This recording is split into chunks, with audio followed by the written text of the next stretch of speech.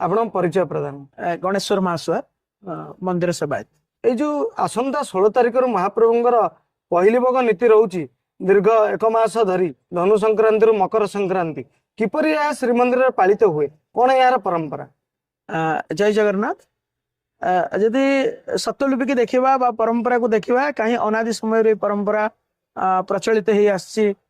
मंदिर रे प्रत्येक सेवायत को लेकर महाप्रभुंर यही मसटी कौन वैदिक मांगलिक कार्य घरे हो न था गोटे स्वतंत्र विधि व्यवस्था जगन्नाथ संस्कृति परंपरा आमको दिग्दर्शन शिक्षा समाज को यह दियंती जे आमे ए पुषमासटी कौन प्रथम आगे आसे प्रत्येक घरे उड़िया घर परंपरा से झील बाहाला पर बहुटी ता बाप घर को जाए मासक पाए ये परंपरा मध्य लोक कथार मध्य वास्तविकता मध्य मंदिर में ही करा जाए पालन भी करा जाए। ये पालन होची कौन जे माँ का हाथरू खाइबा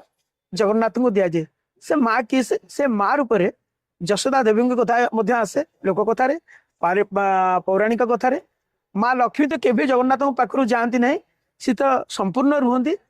गले तो भोग प्रसाद हो पार ना कि लौकिक कथा किंतु आमे माने जो सुपकार कूल जो मैंने सब जन्म होती महास्वर कूल जो मैंने जन्म होती से मानकर भावना शुद्धता स्वच्छता को लेकर से जाकि रोष भितर रंधनशाला रांधि था कापाई ना मो स्वामी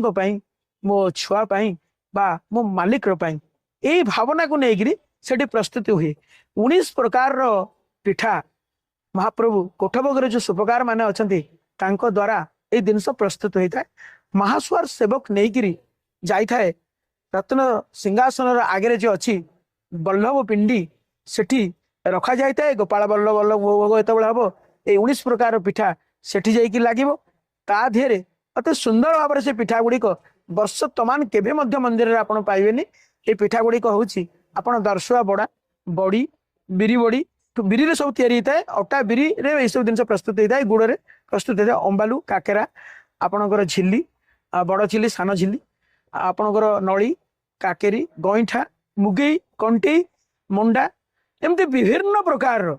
स्वादिष्ट छतु स्वादिष्ट व्यंजन एमती प्रस्तुत करा जाए ताको लेकिन पूजा पंडा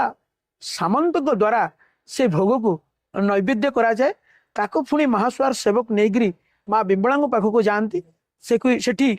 समर्पित कर सारा पर से प्रसाद रे परिणत हुए सेठी देवलकरण चढ़ुकरण आ समस्ते था प्रत्येक सेवकर मध्य से प्रसाद को टिके पाइबापी आकंठ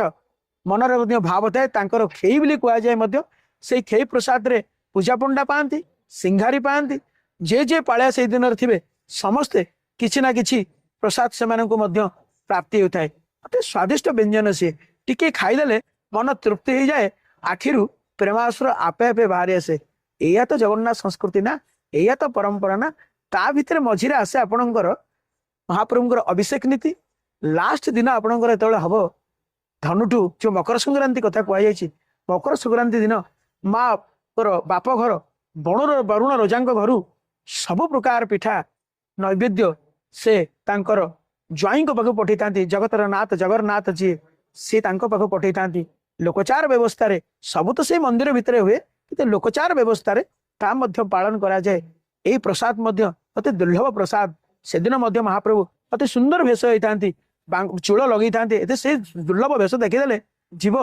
कोटि जन्म तपस्यार फल बिलिया निजक मन करे जहाँ कहुई बड़े भागे मनस तनु पावा सुर दुर्लभ ग्रंथ निगावा यह शास्त्र सिद्धांत करती ये परंपरा हुए यह सिद्धांत करती समाज को मध्य जगन्नाथ महाप्रभु यह दिग्दर्शन दियंती जे एथिपाई पुष मासरे निजे बलिष्ठ हवापाई माँ का हाथ खाद्यपाई ब्रिज आउ शरीर को उत्कृष्ट भाव में प्रस्तुति करने आपण मैंने साधारणतः देखते स्पोर्ट्स एकाडेमी कहुए हेल्थ इज वेल्थ तेणु यही मसटी समस्ते कौटी ये जो 40टी जगह सातटी आखड़ा अच्छी तादे सब युवक मैंने प्रस्तुति होता निजक शारीर व्यायाम करी निजक वर्ष तमान से माने बलिष्ठ चेहरा करने यही पुष मासठू आरंभ होता है।